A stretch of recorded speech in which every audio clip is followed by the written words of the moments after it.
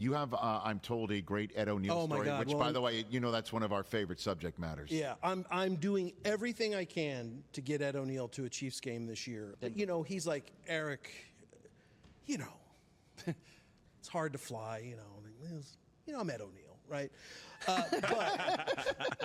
So on the show, Jesse and Ty and Sophia and Julie, they always gave Ed and I trouble because you'd walk into the trailer, and if Ed and I were in there together, we would be middle of what we had to eat over the weekend conversation.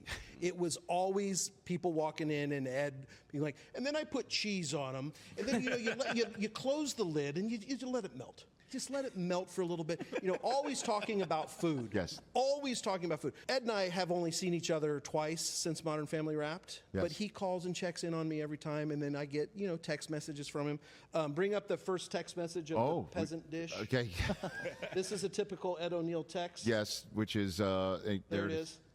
So, what's that say? Peasant dish, chicken, sausage, potatoes, and peppers. Yeah, that's all I get. Just that picture. And so then I call him. Yes. Bring up the conversation. Oh, you got that too? Listen to this. Okay, here we go. It's so low it doesn't even move, and you can cook it, and I do, for like 6 hours. Mm-hmm. Oh, and potatoes, of course. And so I'm just going to let it sit and simmer and simmer and simmer and simmer. And it has amazing results, at the end of that time. Are you cooking it now, or you're about to cook it? I'm cooking it now. I'm 3 hours in. You know what I always do when I make stuff like that? I always make it so that it has 24 hours to sit, and then I eat it after. When I make chili, I always try to make chili not to eat then, but eat the next day. I do the same thing. I never eat it on the same day. This won't be eaten today. This will be... I'll put this away at 9 o'clock tonight. Yeah. All right. If you listen to that again, rewind, he goes, and potatoes. Potatoes, of course. Yes, of course.